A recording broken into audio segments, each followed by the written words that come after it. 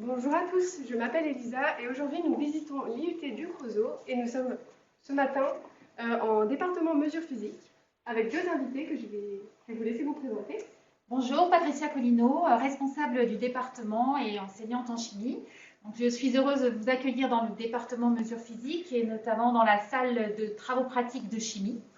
Et je suis accompagnée de... Louis Bory, donc étudiant en deuxième année de mesures physiques, option technique instrumentale. Et donc tout au long de cela, nous allons vous présenter les locaux ainsi que différents projets tutoriels. Donc Patricia, déjà première petite question pour vous. Est-ce que vous pourriez un petit peu nous décrire la formation que vous proposez en mesures physiques? Oui, alors ici, nous proposons une formation qui s'appelle le BUT, le Bachelor universitaire de technologie. Mesures physiques est une formation qui se déroule en 3 ans, qui forme des techniciens supérieurs polyvalents, généralistes, qui sont capables de réaliser des mesures et de les exploiter dans divers domaines scientifiques. Donc ça peut être chimie matériaux, mais aussi optique, mécanique, électronique, instrumentation, capteur, acoustique. Voilà, c'est très diversifié comme formation. Donc, elle se fait sur 2 ans. Au bout de la 2e année, il y a une possibilité de se spécialiser. Donc, il y aura 2 parcours possibles. Un parcours qui s'appelle technique instrumentale et un autre parcours qui s'appelle matériaux et contrôle physico-chimique. Dans le premier, les étudiants vont plutôt approfondir leurs connaissances dans le domaine des capteurs, de l'instrumentation, de l'électronique. Et dans le deuxième parcours, MCPC, comme son nom l'indique, les étudiants vont plutôt approfondir leur enseignement côté matériaux, contrôle non destructif, analyse physico-chimique et aussi un petit peu sur le plan environnemental. Donc on a une formation qui est vraiment très riche également en mesures physiques. Vous avez des profils qui sont donc très variés, mais comment ça se passe au niveau du recrutement? Est-ce qu'il y a des profils qui vont être un peu plus privilégiés que d'autres au niveau du recrutement quand vous cherchez en fait vos candidats? Alors, au niveau du recrutement, donc nous allons accueillir tous les bacheliers généraux et aussi les bacheliers technologiques. Bien sûr, il faut qu'ils aient suivi une formation scientifique. Alors là, on ne va pas détailler toutes les spécialités possibles que les lycéens peuvent avoir choisies en terminale, mais il faut évidemment qu'ils aient suivi au moins un module en mathématiques et puis après physique, chimie ou sciences de l'ingénieur ou numérique et informatique. SVT aussi, c'est possible dans les filières générales. Et puis sur le plan côté filière technologique, il faut effectivement qu'il y ait un rapport avec la physique et la chimie. Mais voilà, en fait, on fera une étude approfondie de chaque dossier. Donc si vous avez un parcours un peu scientifique, n'hésitez pas à vous inscrire. Donc en fait, ils ont besoin quand même d'avoir quelques bases, j'imagine, au niveau des sciences, voilà, donc toutes les matières scientifiques que vous avez évoquées. Louis, toi par exemple, qu'est-ce que tu as fait avant d'arriver en mesures physiques? Alors moi, donc, je suis issu d'un bac S, donc série scientifique en généraliste, option ISN, donc informatique et sciences du numérique. En fait, c'était généraliste à l'époque, donc aujourd'hui on ne peut plus trop se situer parce qu'il y a eu un changement avec les réformes. Mais donc mathématiques, physique, sciences, toutes ces matières-là, je les ai abordées durant mes 3 années de lycée. Et donc c'est pour ça que j'ai postulé à mesures physiques, parce qu'il y avait une continuité par rapport au lycée, avec notamment un gros côté pratique, notamment 50% de pratique en termes de TP, donc dans toutes les matières. Et également en termes de matières qui étaient enseignées. C'est-à-dire que certaines matières, on ne les connaît pas forcément, et donc on va les découvrir en mesures physiques, et ça va nous permettre d'avoir peut-être des avis plus positifs sur certaines matières. Par exemple, on fait de l'acoustique, on fait également de la chimie, on fait également de l'automatique, et peut-être un avis plus négatif ou des choses qu'on va moins aimer, moins apprécier, comme peut-être de l'électronique ou comme peut-être des matériaux. Et ça nous permet vraiment de faire un choix sur nos poursuites d'études, parce que mesures physiques nous permettent de poursuivre nos études, comme a dit Madame Collineau, en école d'ingénieur, notamment l'INSA ou tout le réseau Polytech, ainsi que des licences professionnelles et également des écoles d'ingénieurs en alternance. D'accord, donc oui, c'est vraiment des cours qui sont également très riches et très variés. Donc comment ça s'articule un petit peu sur une semaine de cours? Vous avez donc des travaux pratiques, comme tu le disais Louis, vous avez aussi des travaux dirigés et des cours magistraux. Donc sur une semaine type en mesures physiques, comment ça se passe au niveau des horaires? Alors, effectivement, on a une proportion 50-50 ou 60-40 selon les matières. Donc, il y a un enseignement théorique qui est dispensé sous forme de cours magistral. Donc, il faut savoir que dans le département mesures physiques, on a actuellement une promotion de 60 étudiants en première année et 50 étudiants en deuxième année. Donc, quand il s'agit de cours magistraux, tous les étudiants sont dans un amphithéâtre et suivent le cours dispensé par l'enseignant. Donc, c'est plutôt de la théorie. Et puis après, ce cours-là est repris, décortiqué, travaillé sous forme d'exercices pendant des séances qu'on appelle les séances de travaux dirigés, qui se font en plus petits groupes. Donc, c'est des groupes entre 20 et 25 dans des salles de cours classiques où l'enseignant donc propose des exercices et travaille en interaction avec les étudiants pour qu'ils s'approprient les notions. Et puis, quand c'est des matières scientifiques, et même pas que, puisqu'ils ont des travaux pratiques en anglais et en expression communication, mais aussi dans les matières scientifiques, tout est mis en pratique à travers des séances de travaux pratiques qui durent en général 3 heures, qui se font dans des salles, comme celle-ci en chimie, mais on a un certain nombre de salles, donc une salle d'optique, une salle de mécanique, d'électronique, de matériaux, de transfert thermique aussi. Les étudiants font de la thermodynamique, des transferts d'énergie, de chaleur, etc. Une salle d'informatique et une salle de capteurs. Voilà, donc dans toutes ces salles-là, les étudiants travaillent avec un enseignant. Ils sont en petit nombre, puisqu'ils sont 12 voire 13 étudiants. Et du coup, ils font des expériences et ils mettent vraiment en pratique les notions vues en cours. D'accord, j'ai l'impression que... Ah, on a une question, il me semble. Alors oui, on a une question de Claude. Donc, bonjour Claude. Il nous dit comment les cours ont été dispensés avec la Covid. Très bonne question. Alors, je vais être le mieux placé pour y répondre, étant donné que c'est moi qui ai suivi ces cours en distanciel. Alors déjà, je tiens à rassurer un peu tout le monde si jamais il y en a certains qui pourraient être un peu démotivés et surtout qui se disent qu'on n'est pas suivi. Là, l'avantage, c'est qu'on a une promotion qui est petite, entre guillemets. C'est vrai qu'on n'est pas sur des promotions comme dans d'autres IUT qui sont beaucoup plus grosses. Là, on est, comme a dit Mme Colino, 50 en deuxième année, ce qui nous permet d'avoir des relations privilégiées entre nous, entre les camarades, et également avec les professeurs. Ce qui va nous permettre, en cas de difficulté, de les contacter, de demander de l'aide, d'avoir également des cours de soutien. Et donc là, c'est vrai qu'on était en distanciel, donc c'est difficile de suivre.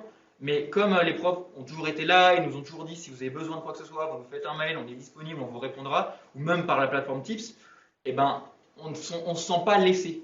Et on a eu la chance également de continuer les travaux pratiques en présentiel. Tous les travaux pratiques étaient réalisés en présentiel, encore aujourd'hui.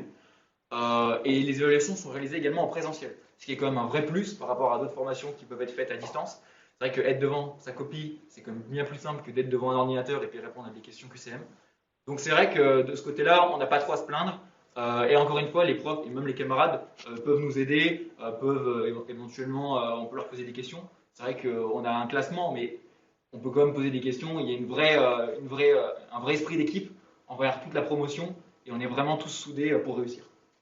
Donc Patricia, j'imagine que vous validez complètement les propos de Louis. Bien évidemment, merci Louis. Oui, je voulais rajouter aussi donc, que effectivement, les travaux pratiques se sont faits en présentiel à l'IUT parce que les étudiants travaillent sur du matériel spécifique qu'ils n'ont pas évidemment à la maison. Donc, ils sont venus au moins une journée par semaine entre novembre et janvier. Et puis, actuellement, les premières années qui donc avaient tous leurs cours théoriques à distance, alors, comme les deuxièmes années, mais les premières années où c'est un petit peu plus difficile, à partir de maintenant, après les vacances de février, ils ont une journée au moins d'enseignement en hybride. Donc, ça veut dire quoi? Ça veut dire que la moitié des étudiants viennent à l'IUT, suivent les cours dans les salles de TD avec l'enseignant, et l'autre moitié suit ces mêmes cours, mais par visio, donc avec Teams, effectivement, la plateforme 365 qu'on utilise à l'IUT. Donc, ça permet de refaire du lien et puis aux étudiants de se retrouver en toute sécurité parce qu'ils sont impartables, 15 maximum dans chaque salle, et ils alternent une semaine sur deux. Voilà, il y a 30 qui viennent une semaine et les 30 autres la semaine qui suit. Voilà, là, c'était vraiment pour faire revenir les premières années et pour essayer de faire du lien et de perdre personne. Pour l'instant, tout le monde continue, s'accroche et on en est très content. Je me permets de rebondir sur ce que vous avez dit par rapport à l'équipement. J'ai l'impression que c'est vraiment un atout chez vous en mesure physique. Au niveau de l'équipement, vous êtes très très bien équipés. On peut le voir déjà dans la salle qui est derrière nous, il y a beaucoup de matériel. Donc ça, est-ce que c'est vraiment aussi un atout pour vous au niveau de l'enseignement, d'avoir à disposition tout ce matériel-là, tous ces outils-là pour vos étudiants? Alors, je laisserai la parole à Louis, mais effectivement, on a cette chance-là, on a un vrai partenariat, on est aidé aussi par la région, la communauté pour financer des appareils spécifiques, donc des vrais appareils qui sont dignes de laboratoire ou du matériel industriel. Donc, par exemple, dans cette salle de chimie, on a 2 chromatographes, l'un en phase gazeuse, l'autre chromatographie liquide haute performance. Donc ça, ce sont des appareils qu'on retrouve dans les laboratoires.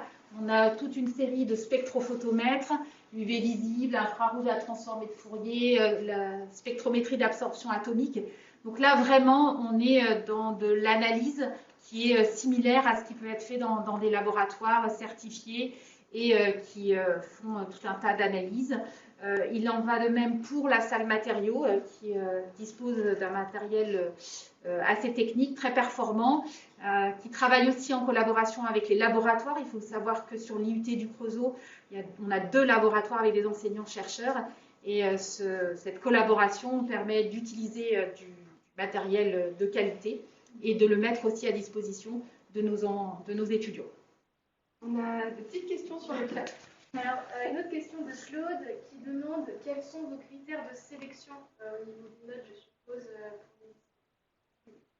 Alors, on l'a un petit peu évoqué au début du live, mais on va revenir dessus, il n'y a absolument aucun problème. Patricia, je vous laisse. Alors, donc en fait, on va faire une étude approfondie de tous les dossiers que l'on va pouvoir récupérer sur Parcoursup. Alors, bien évidemment, on va regarder les résultats scolaires des bulletins première et terminale. Mais pas que, on va regarder les appréciations des professeurs, la lettre de motivation. Donc, par exemple, si vous avez suivi le live ou si vous avez pu avoir un rendez-vous pour venir visiter l'IUT en présentiel, n'hésitez pas à le mettre dans la lettre de motivation. Si vous avez aussi, si vous êtes investi au niveau du lycée ou si vous avez des engagements citoyens par ailleurs, voilà, toutes ces données-là vont être étudiées et puis rentreront en ligne de compte dans le recrutement. On se permet de faire une petite piqûre de rappel peut-être par rapport à Parcoursup. Oui. N'hésitez pas voilà, à constituer votre dossier. Donc, il faut absolument que vous ayez inscrit, par exemple, le département mesures physiques de l'IUT du Creusot avant le 11 mars. Et puis après, bien évidemment, vous allez finaliser votre dossier et voilà, réfléchir à nouveau jusqu'au 8 avril, je crois. Mais voilà, même si vous n'êtes pas sûr, il vaut mieux inscrire la formation et puis après, vous laisser un peu de temps encore pour nous solliciter par ailleurs, par exemple. Nous proposons aussi des demi-journées de visite les mercredis après-midi. Donc, il y en a 2 qui sont calés actuellement le 3 mars, mercredi 3 mars après-midi et mercredi 11 mars après-midi. C'est ce qu'on appelle les cours ouverts, hein, c'est-à-dire que le lycéen peut venir une demi-journée, vivre comme un étudiant de mesure physique en séance de travaux pratiques et rencontrer les étudiants, leur poser des questions et ils témoigneront bien sûr de leur vécu en tant qu'étudiant en mesure physique. Merci Patricia pour toutes ces précisions qui, je pense, vous seront bien utiles. Je voudrais revenir sur ce que vous avez dit précédemment par rapport aux nombreux atouts de mesure physique. On a parlé des équipements, mais Louis, j'aimerais bien avoir ton avis sur d'autres peut-être atouts que toi tu trouves à ta formation, que ce soit des atouts humains ou encore matériels. Qu'est-ce qui, selon toi, fait la force de mesure physique? Au départ, en mesure physique, c'est vrai que moi, c'est ce que j'ai envisagé, parce que je m'étais dit que je poursuivrais en école d'ingénieur. C'est vrai que la poursuite d'études de mesure physique est extrêmement variée, que ce soit dans tous les domaines. Par exemple, moi, mes poursuites d'études, je vais partir dans une école qui va associer commerce et également encore de la technique des sciences. Alors moi, je suis un cas plutôt isolé, mais c'est vrai que là, par exemple, dans le top 10 de promo, ils ont tous postulé pour des écoles d'ingénieurs, que ce soit INSA Lyon, que ce soit Polytech, donc des bonnes écoles, FELMA Grenoble, des bonnes écoles auxquelles vous pouvez accéder après un DUT mesure physique. Notamment l'UT mesure physique, alors au terme déjà de l'emplacement, parce que moi j'habite, donc je suis lyonnais, et donc venir à l'UT du Creusot, c'est 40 minutes de TGV. C'est vrai qu'il n'y en a quand même pas beaucoup qui battent ce temps de trajet. À Lyon, il n'y a pas d'UT mesure physique. Le plus proche, ce serait Grenoble ou Saint-Étienne, donc là ça devient plus compliqué. Et également en termes de logement. C'est vrai que les logements au Creusot sont très très peu cher par rapport à des logements que ce soit à Lyon, à Grenoble ou à Saint-Étienne. C'est des logements qui vont être beaucoup moins chers et il y a une grande disponibilité. Donc vous pourrez avoir un appartement, par exemple moi, personnellement, mon appartement il est à 5 minutes à pied de l'IUT et je paye 340 € par mois, sachant que vous pouvez demander les APL. Donc au final c'est quand même bien moins cher que dans n'importe quelle autre ville. Donc tout ça, ça rajoute quand même beaucoup de choses et puis ça donne encore plus envie de venir en Creusot. Et puis comme on a une petite formation, on se connaît tous, donc c'est-à-dire qu'on peut tous faire des événements entre nous. On peut également organiser par la vie étudiante, il y a des événements, voilà, des soirées, des événements. Bon là avec la Covid c'est un peu plus compliqué, mais c'est vrai qu'il y a eu le SG Challenge par exemple, entre tous les départements présents sur le site du Creusot. Donc tout ça nous permet de vraiment rencontrer beaucoup de monde et de faire des soirées entre nous. En plus, c'est des appartements qui sont plus grands que dans d'autres villes, donc on peut faire des soirées chez nous. Donc finalement, il y a quand même beaucoup d'avantages, même si au final, vous ne les voyez pas forcément. Quand vous serez présent l'année prochaine sur le campus, vous les verrez, et peut-être même vous présenterez à des futurs étudiants tous les différents avantages. Donc vraiment des atouts humains, donc une qualité de vie aussi qui est quand même non négligeable. Et Patricia, il y a aussi un point que j'aimerais aborder avec vous par rapport à la qualité des enseignements que vous proposez, notamment au niveau des projets tutorés, au niveau des différents stages que vous proposez et même de l'alternance sur la 2e et 3e année donc, de BUT à partir de septembre 2021. Est-ce que vous pouvez nous expliquer un petit peu voilà, tous ces projets tutorés qu'on a chance de faire à les étudiants au niveau des entreprises et les différents stages qui leur sont proposés au fil de ces années-là? Alors oui, Elsa, donc effectivement, au Creusot, il y a des grandes entreprises qui sont connues mondialement, ArcelorMittal, Framatome, Safran, Michelin à Blanzy. Et avec ces entreprises-là, on a un partenariat assez fort qui permet notamment de trouver des stages. Donc il faut savoir que dans le bachelor, vous aurez un stage de 10 semaines en 2e année et un stage de 16 semaines en 3e année. Et du coup, ces entreprises locales participent fortement à ces propositions d'offres de stage pour nos étudiants. Et dans ce partenariat, on a aussi la possibilité de faire vivre des projets tutorés au sein même des entreprises. Entreprises d'ailleurs qui nous proposent aussi, alors là, le contexte est un petit peu compliqué en ce moment avec la pandémie, mais en général, ils nous ouvrent leurs portes et on fait des visites d'entreprise de manière régulière sur les 2 années. Et on a développé aussi un partenariat au niveau des projets tutorés. Donc un projet tutoré, c'est un projet que l'étudiant mène tout au long de sa 2e année. En septembre de la 2e année, il y a plusieurs sujets proposés aux étudiants avec des thématiques différentes. Ça peut être des thématiques scientifiques, ça peut être des thématiques un peu plus liées à la communication. Mais aussi, on a des sujets proposés par ces entreprises. Donc, par exemple, cette année, 6 étudiants par binôme, donc 3 binômes de 2 étudiants, vont tous les jeudis après-midi travailler et faire des expériences au sein du laboratoire Centre de recherche matériaux du Creusot, donc qui est à moins d'1 kilomètre de l'IUT. Et ces étudiants font vraiment des expériences liées à la corrosion, aux matériaux, dans le cadre d'Industrie et de la grosse entreprise ArcelorMittal. Donc ça permet aux chercheurs et aux ingénieurs de travailler sur des thèmes qu'ils n'ont pas vraiment le temps de développer en temps normal. Et ça permet aussi à nos étudiants d'avoir une vraie expérience professionnelle. Donc ça se développe grâce à une proximité entre notre établissement et les entreprises locales qui est forte et pour moi je pense que c'est un atout majeur de notre formation. Je pense qu'on est tous d'accord pour le dire.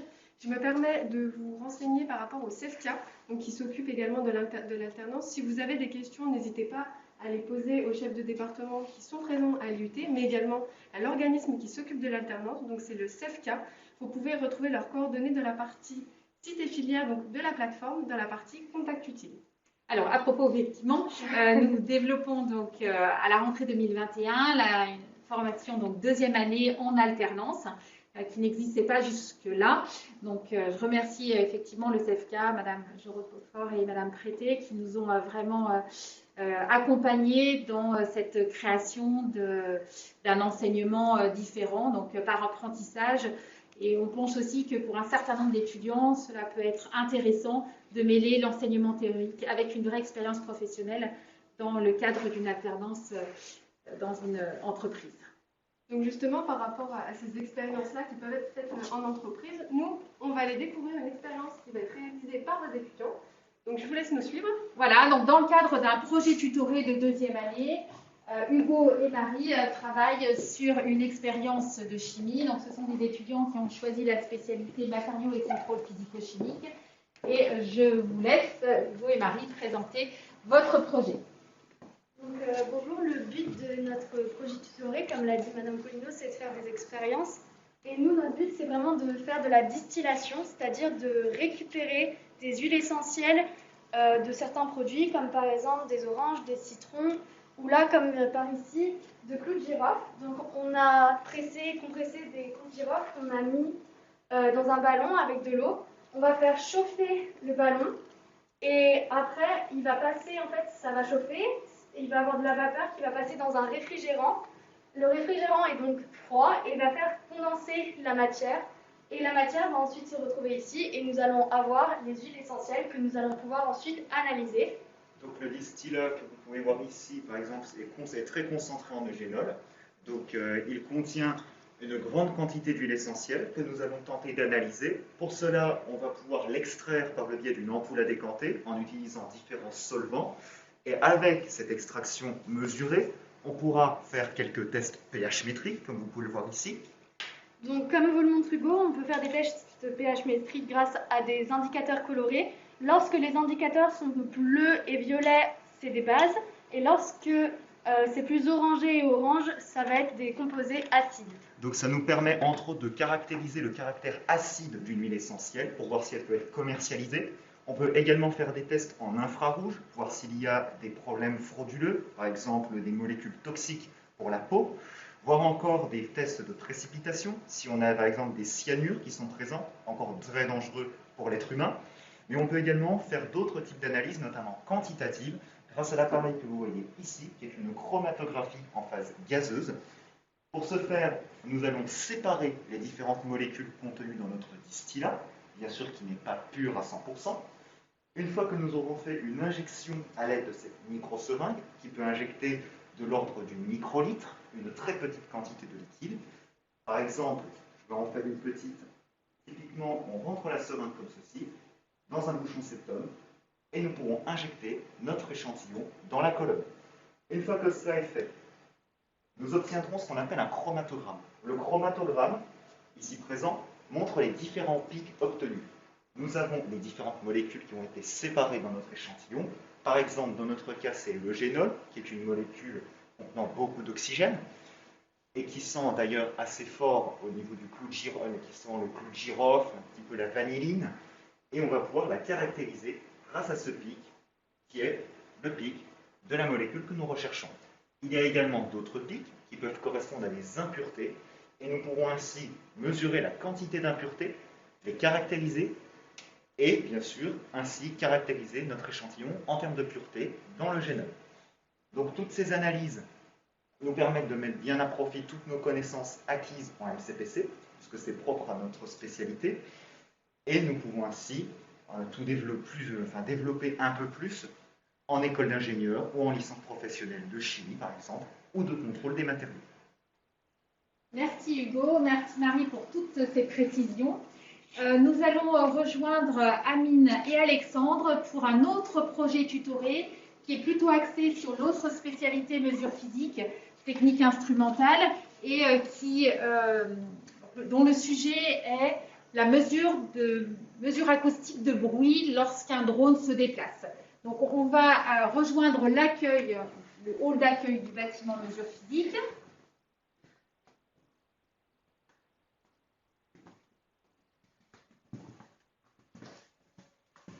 Voilà, donc Amine et Alexandre se situent dans l'accueil et vous entendez déjà le drone voler. Ils se présenteront à l'issue de ce vol. Bonjour.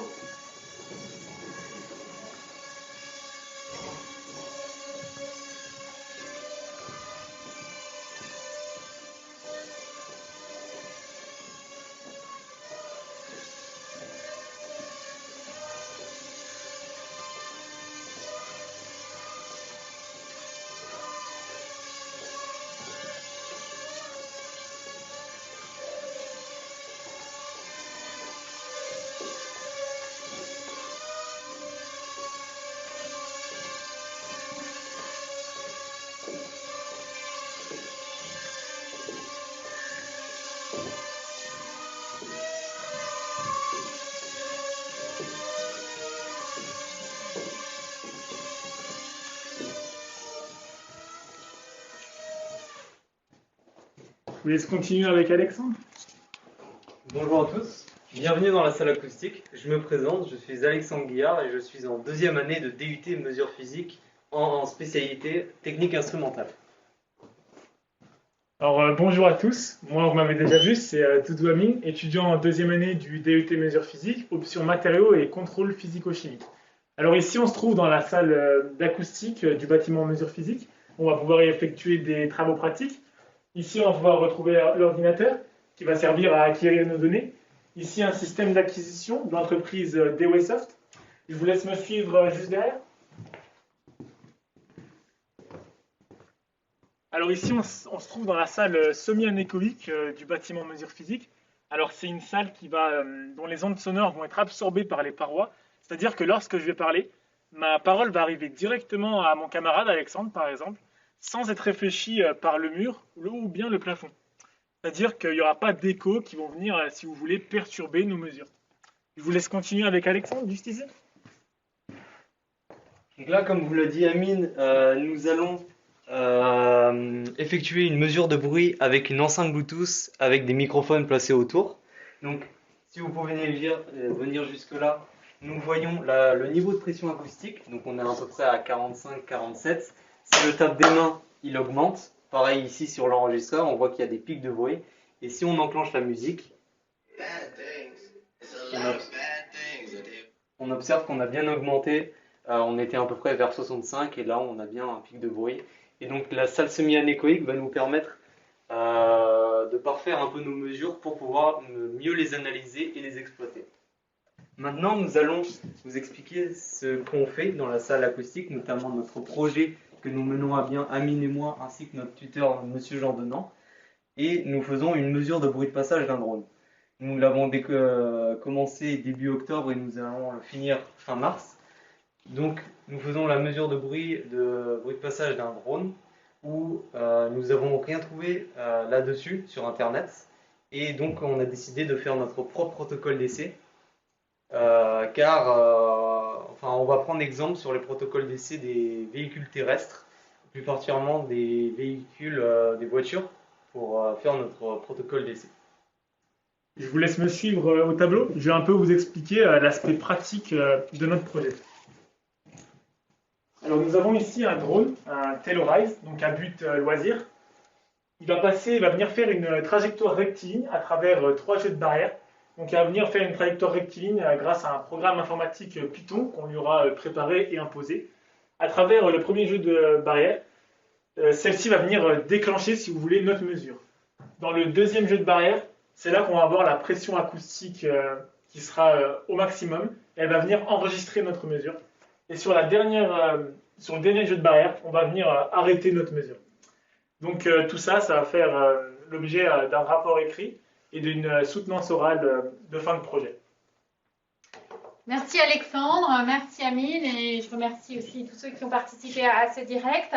Voilà, si vous voulez avoir plus de précisions sur le but mesure physique, vous avez les coordonnées et les adresses mail et le site web sur les plaquettes numériques sur la plateforme. Voilà, j'espère qu'on vous retrouvera bientôt. Merci à tous d'avoir suivi ce live. On se retrouve à 11h30 pour une présentation du département génie mécanique et productique. On vous dit à tout à l'heure. Merci beaucoup. Au revoir. Au revoir.